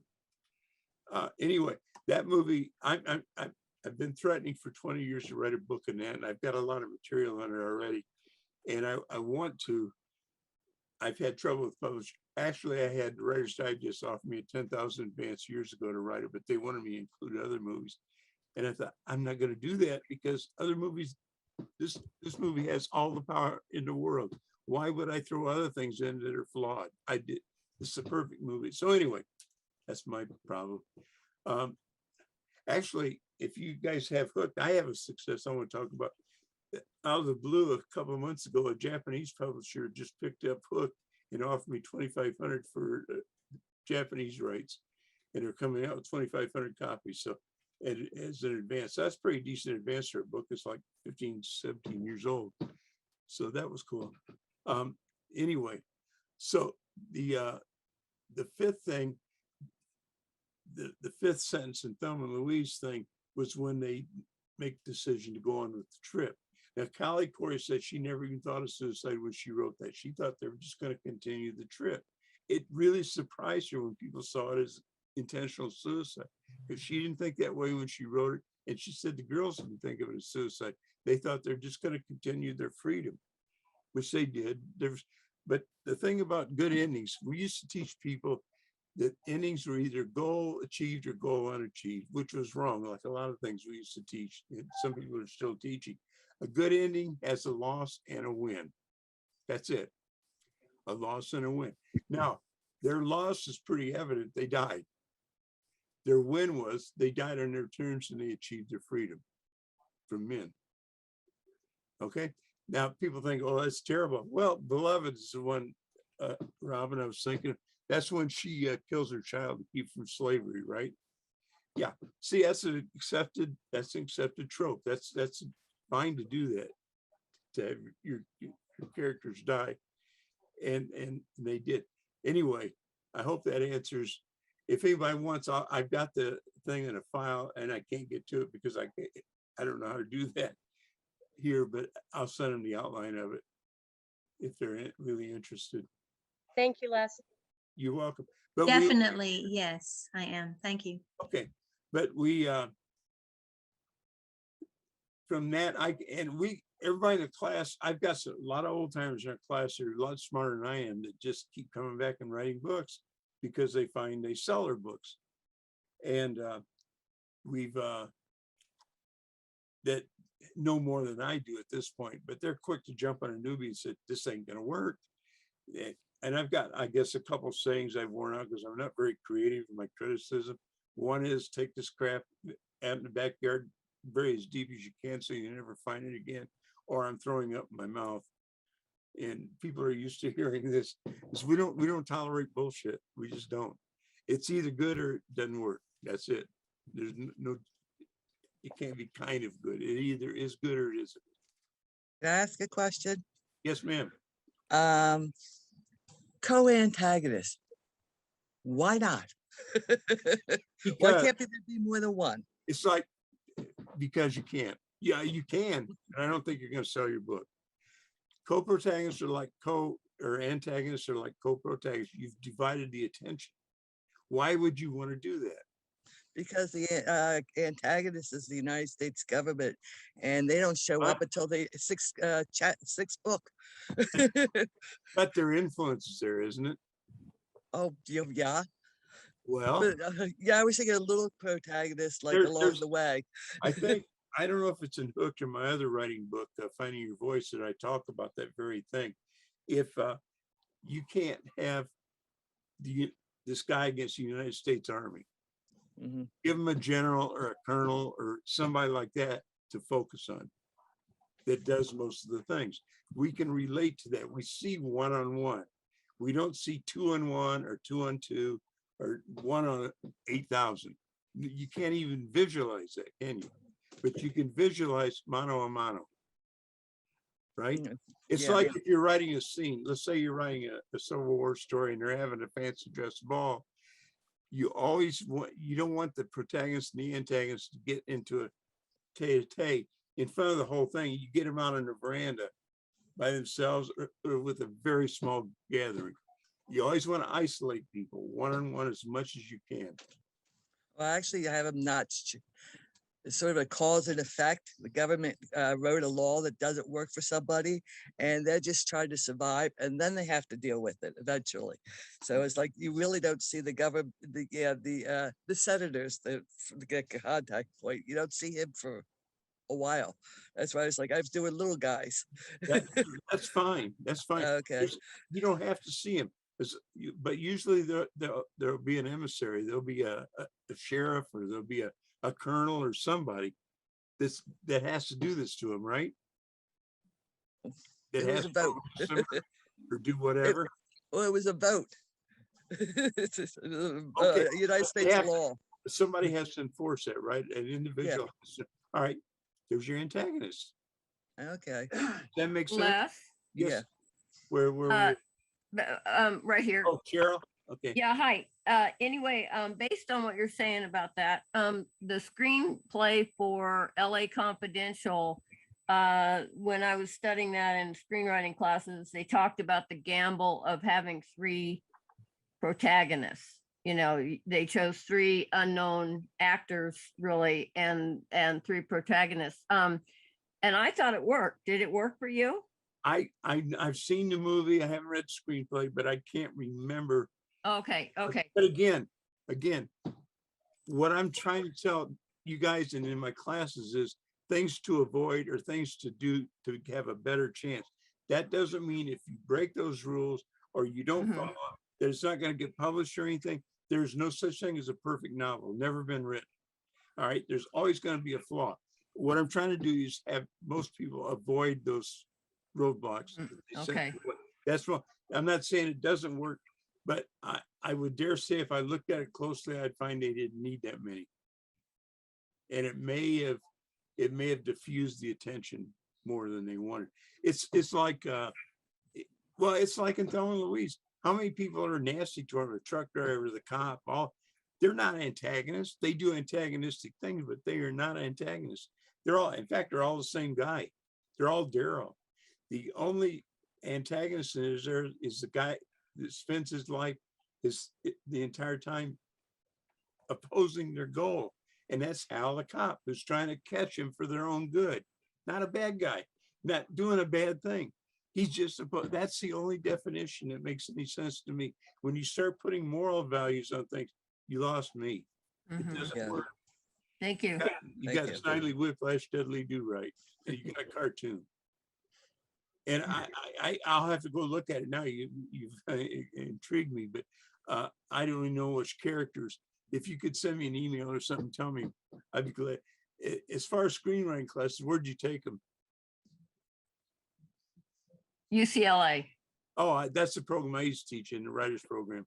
Oh, yeah? Yeah, Okay. I took, when you teach there, you're allowed to take other classes for free. So I took Steve Duncan's class. He teaches at Loyola now.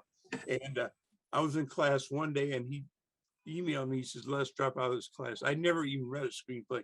He says, get one book and one book only. He says, get David Trotier's book, The Screenwriter's Bible. It'll show you format. That's all you need. So I did that. And I wrote my first screenplay in 2 days, literally 2 days. One day I spent 8 hours on it, put it aside for about 2 weeks, picked it 5 hours more. I wrote the rest of it, sent it in, and it was a finalist in the Nichols Awards. I think screenwriting is like coloring, like an artist with crayons. I think it's so simple, so easy. I do, but I I can't. know. I've written 3, and 2 of them I've sent out to contest. This one was a finalist in the Nichols, which, as you know, is a big deal. And in fact, I met Greg Beals, who was the head of that in Austin, right before they announced the finalists. And he said, and I was introduced to him. He's the head of the Nichols. He says, Les, I just had your script on my desk this morning when I left LA. He says, I got to tell you, and this is before I knew I was a finalist. He says, if this would have been last year, you would have won. But he says, there's no way you're going to win this year because this is too close to the way last year's was. And they never picked 2 in a row that are the same. And he was right. Next day it came out, I was a finalist. Well, I didn't go any farther than that, but that's still pretty good. The second one I wrote was based on, and that was based on my first novel. The second one I wrote was based on another novel, a comic, a black comedy. And that was a finalist in the Writers Guild Award and Best of Austin. And but I don't write them anymore because Hollywood is full of ageism. If you're over 35, you got tough going to ever get anything published or everything taken. If I was going to jump back into that now, I'd send my son out. He's only 30. He's got a couple more years where they'll listen to him. Old guys like me, even when I was 50, 60, they ain't going to listen to it. And I knew people that were ahead of MGM, Warner Brothers, people like that were close friends of mine. Ain't going to happen. It's a big ageism thing in Hollywood, and it ain't going away. Most of the executives are in their late 20s and early 30s. Most of the executives are. Yeah, they don't know anything. They don't care. That earlier we were talking. I think we were talking about the 3 antagonists or whatever. The thing you have to be aware of in movies is you got an $80 million budget. You got a screen that's, I don't know, 20 feet high. Characters that are 20 feet high. You got all kinds of production values. It doesn't even have to be good. That'll overwhelm you right there. And they know that. It doesn't have to be that good. Look at what they're putting out. Marvel Comics, superhero crap. I'm sorry. It's crap. But they, you know, it's like my first book was about a teenage boy. And that's in the old days when we didn't have the internet and you had to send it out snail mail. And I think it was the 83rd publisher I sent it to took it. And I was going alphabetically. It was University of North Texas Press. I was in the U's. I didn't have far to go. And I said, if I got to 100 and hadn't sold it, I was going to give it up and just start sending something else in. And the way it got published was total accident. A week before, I was invited to be in a workshop with the gal that was Michael Chevron's agent. I can't think of her name now. Anyway, he's the one who wrote Mysteries of Pittsburgh. He's bestseller, literary guy and everything. And she said, Les, I read your novel and nobody's taking it, are they? They're reading it, but they're not taking it. I said, yeah. She said, Michael had the exact same problem. She said, the problem you got is you made your protagonist a 13-year-old boy. I said, yeah. She said, Michael did the same thing, could not get anybody to take it. She said, the single worst demographic in reading is teenage boys. They do not read. They're the single best focus group for movies because they go to movies and they go to movies more than once. They'll go 5, 6 times the same movie. She said, but they do not read. She says, I'd advise you to do what I advised Michael to do. He turned Mr. of Pittsburgh into a frame story. She says, if you do the same thing, I think you'll see results. So I did. I went home that day after the workshop and I wrote 2 beginning one where the guy's an old guy looking back on his childhood, and the ending one where he comes back to when he's an old guy. And next publisher I sent it to took it. Luck and things like it, the stars have to play a part in what you're doing, what happens. And that wouldn't have even gotten published by that publisher because it's the University of North Texas Press. They had never published any fiction before that. Mine was the very first. Okay. What happened was the editor came in that morning, or the publisher, I'm sorry, it's a publisher and an editor. Publisher came in that morning and her assistant took a coffee and had spilled it. Had to go make a new pot. So she had 10, 15 minutes on her hands. She had a stack of manuscripts on her desk. Mine was on the top for some lucky reason. She picked it up, read first page, couldn't put it down. She would not have even looked at it.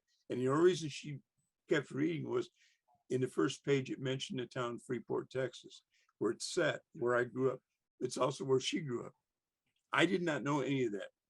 And if I wouldn't have done the frame story, she wouldn't have taken it anyway. But anyway, she picked it up and she said I couldn't put it down, took to her. They decided to make mine the first fiction offering by the university. And it won a Violet Crown Book Award and a bunch of other stuff. It was the 83rd place I sent it to. I had 17 places left to send it to. And that's snail mail days where you mail the entire manuscript in and you include postage back. We could barely afford to eat sometimes. My wife is a saint. She would give up meals so I could send my manuscripts out. Today, they push a button, send an email, and they sent to 10 people. They're all exhausted. I don't get it. A bunch of wimps out there. They Well, really let's, are. well, let's, before you give everything away, I just want to plug your book. Oh, thank you. Yeah, and you should get this book. Les describes a lot of what he's talking about and more. Hooked. Write fiction that grabs readers at page one and never lets them go. And it's Writer's Digest. So very, very good. I was looking at lists to get writers to speak, and Les's was right up there, I think, in the top 15. And then I saw his biography, and I was entranced by it. So I want to say, yeah. Thank you so much, Art. I have another book out that they sold out eventually, and I got the rights. And I guess I self-published it. My agent published it for me, called Finding Your Voice, which I think is very important too. Well, good. I know you've made a big impression on most all of us, if not all of us here, about the nuts and bolts of writing. And I do appreciate it, and we do appreciate it. And thank you so much. And I'd like to just ask Lynette Tucker to talk about next month and what we have coming, and before we break up. Lynette. Thank you, everybody. Thank you, Les. Thank you so much, Les. Thank Our you. February speaker is going to be Angela Ruth Strong, and I'm going to read her bio off her website to give you a little idea of what's coming up. I've heard her speak. I found her extremely encouraging and inspirational. Angela Ruth Strong sold her first Christian romance novel in 2009, then quit writing romance when her husband left her. 10 years later, God has shown her the true meaning of love, and there's nothing else she'd rather write about. Her books have since earned top pick in Romantic Times, won the Cascade Award, and have been Amazon bestsellers. Her book, Finding Love in Big Sky, was just filmed on location in Montana and will air soon. She also writes nonfiction for Spirit-Led Women. To help aspiring authors, she's Idaho Writers, where she lives in Idaho, and she teaches as an expert online writer at Write That Book. So she'll be our speaker in February. Okay, well, great. Thank you, Lynette. And once again, Les, you've been just wonderful. It's one of the best meetings I think we've had. I'm trying to type out a message for you. Cut me off here. We won't cut you off. While Les is typing, I'm sorry. Go ahead.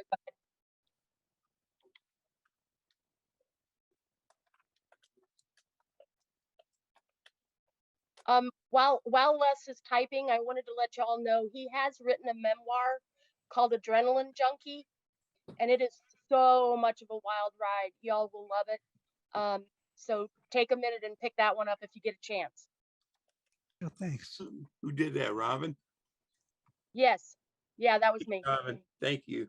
It's pride of my life, and I got it published by the wrong person. But it happens. Publishers lie to you. I've been lied to so many times, been screwed over so many times. I could tell you horror story after horror story, but I won't. I want to thank you for Hooked, because as a I've been writing for years, but I didn't have the budget to invest in classes. And that was one of the foundational books that I've reread like 12 times. I'm looking for who's talking and I can't figure it out. Oh, it's the one that didn't put her video back on. Sorry. Oh, okay, Marilyn. No, that was Carrie. I just wanted to thank you. There's a wealth of information in there for a brand new learning writer. And I'm still revisiting it like for the 12th or 13th time. Y'all are invited to, if you want to join my class as a member or as an auditor, either one. Full member is 400 for a 10-week session. Auditor's $50. If you're a gatekeeper, I'll let you audit for free. And you can send us a link. Just my email address, or go on my blog, which I think Okay. I gave out, because Thank the you. material's on my blog. But my email address, that's how I communicate. I'm on Facebook too. I have 2 pages because I ran up. I did 5,000. They advised me to set up another one. So I got one under Les Edgerton and another one under Les Edgerton, author. So I'm on Facebook quite a bit. I'm on Twitter and all that, but I'm about to get off it. I hate it. Hey, Les, can you put your email address in the chat? Would you be able to do that? Yeah, I think It's in Howard's there. got it. Yeah, it's The the email first one. address? It's the first one. And it is case sensitive. It's all lowercase. Butch Edgerton at Comcast.net. Yeah. Oh, see, the first thing I have in the chat is something from Carrie. So I came in later. So you must have put it in before I came in. Yeah, I don't have it either. Yeah, can you re-put it in there so we have it? Sure. Thank you. Yeah. And Jim, did you want to say something?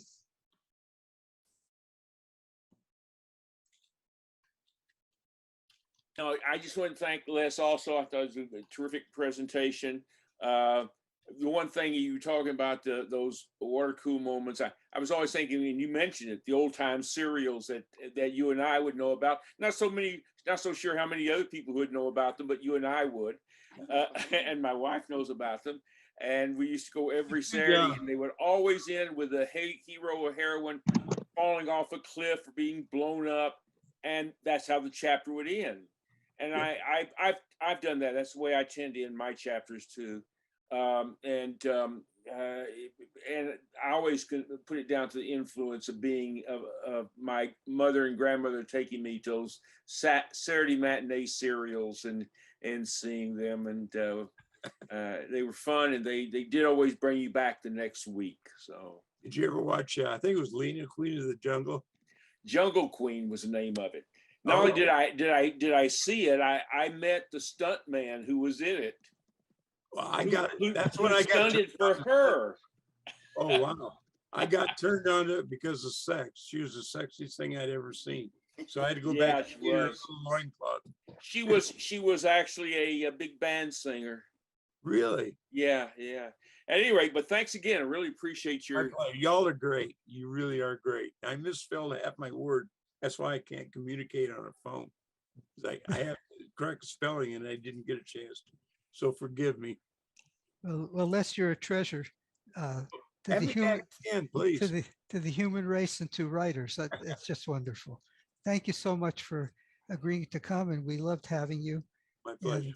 And I'm going to sign us off now, and everybody have a great weekend. I hope my shirt didn't offend anybody. I'm a Giants fan. I hate Dodgers. But you're I just thought it was Hey, interesting. we're Dodger fans We're here. Dodger fans. Too bad. I thought it was an interesting choice for a writing group. Bye-bye. Bye-bye, everybody. See you.